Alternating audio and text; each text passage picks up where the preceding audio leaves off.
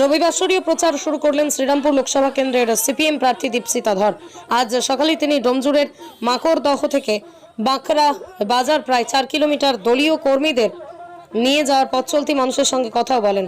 মিছিলে বেশ কিছু টোটো দেখা যায়। মাকড়দহ বাজার, কাটলিয়া বাজার, সলভ বাজার, বাঁকড়া বাজারে ছোট হাতি গাড়ির উপরে চড়ে তিনি বক্তৃতাও দেন। এদিন তিনি সরাসরি অভিযোগ করেন তৃণমূল কংগ্রেস এবং বিজেপি দুটোই দুর্নীতিগ্রস্ত এবং লুটেরাদের দল।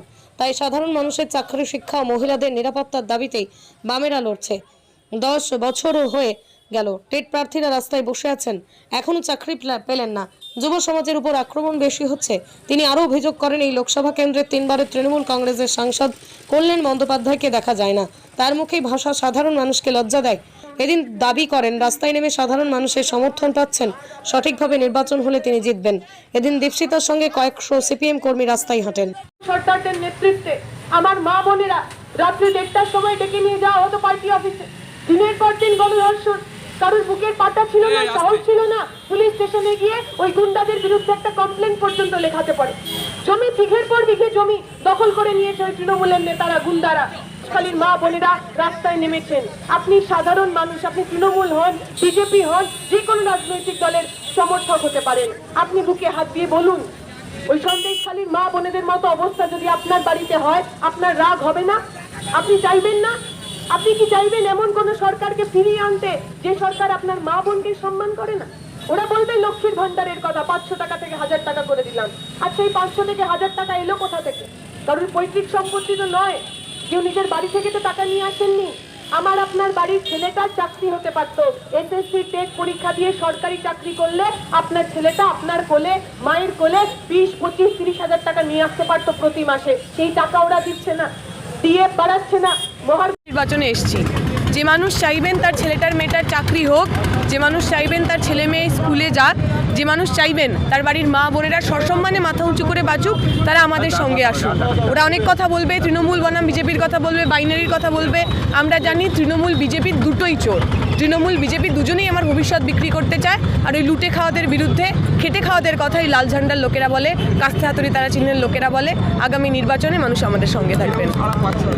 মানুষ স্বতঃস্ফূর্তভাবে সাড়া দিচ্ছেন। বহু মানুষের রাগ, এত দিনের উনি সাংসদ, কিন্তু একজন সাংসদকে চোখের দেখা যেটুকু দেখা যায় সেটুকুও তো তারা দেখেননি। আমি এই এলাকার মেয়ে, আমি এই ডোমজুর বিধানসভা কেন্দ্রের ভোটার। আমরা দেখিনি কখনো আমার এমপিকে, আমার সাংসদকে একদিনের জন্য আমার এলাকায় 5টা বছর, এই 15টা বছরে।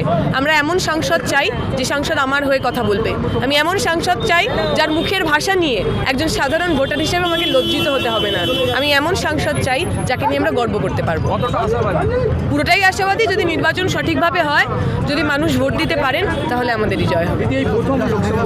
না না, এর আগেও আমার মনে আছে যখন আভাসদা পলাশদার নির্বাচনে দাঁড়িয়েছিলেন, তখন তাদের বয়স কম ছিল। এটা তো খুব স্বাভাবিক ঘটনা। বিগত দিনে আমার প্রজন্মের ছেলেমেয়েদের উপর আক্রমণ বেশি হয়েছে। 2014 সালে টেট পরীক্ষা পাশ করেছে, 2024-এ এসেও সেই ছেলেটার মেয়েটার চাকরি হয়নি। 10 বছর ধরে শুধুমাত্র ধর্ণা দিতে হয়েছে চাকরির জন্য। ফলে আমার প্রজন্মের ছেলেমেয়েরা যেহেতু আক্রান্ত বেশি, আমার প্রজন্মের ছেলেমেয়েরা লড়াই আন্দোলনেও বেশি।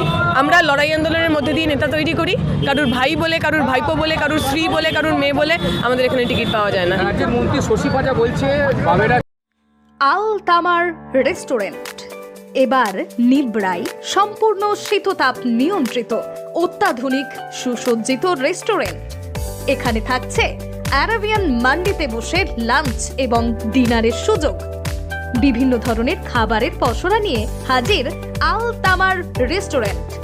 যে কোনো অনুষ্ঠানের জন্য বুক করতে পারেন, থাকছে কনফারেন্সের সুবিধা। আমাদের ঠিকানা নিবড়া, হারুন মার্কেট, ডোমজুর। যোগাযোগ করুন 9123608838। আরাবিয়ান মান্ডির স্বাদ গ্রহণ করতে হলে আপনাকে আসতেই হবে আমাদের রেস্টুরেন্টে। তাহলে আর দেরি কেন?